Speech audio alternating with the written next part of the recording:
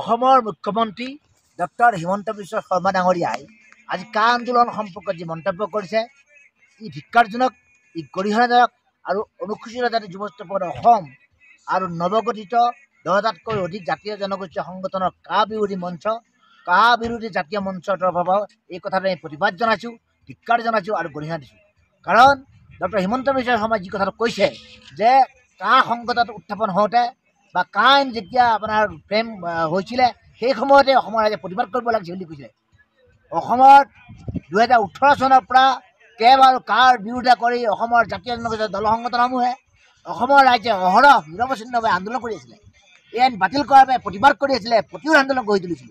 আৰু তেতিয়া হিমন্ত বিশ্ব শৰ্মাই কা বিৰোধী আন্দোলনটো, কেব বিৰোধী আন্দোলনটো দেখা নাছিলে নেকি?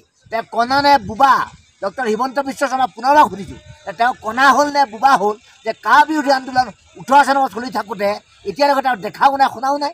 কিমান ধিক্কাৰজনক কথা। অৰ্থাৎ অসমৰ জনসাধাৰণৰ বিপথে পৰিচালনা কৰিবৰ বাবে বাৰম্বাৰ আমাৰ কা বিৰোধী আন্দোলনখন দুৰ্বল কৰিবৰ বাবে এনেধৰণে অসংলগ্ন লাগ বান নোহোৱা কথা কৈ আছে। আনহাতে আধুনিক অসমৰ বদনলৈ ৰূপান্তৰিত হৈছে ডক্টৰ হিমন্ত বিশ্ব শৰ্মা।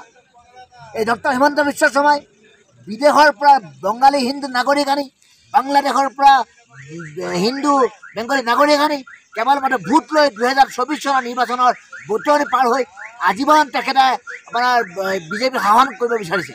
আৰু সেইবাবে ডক্টৰ হিমন্ত বিশ্ব শৰ্মাই আধুনিক অসমৰ বদনৰূপে অসমে যদি হত্যা কৰিবলৈ যি উঠি পৰি লাগিছে এই কথা কেতিয়া গ্ৰহণ কৰা নহ'ব।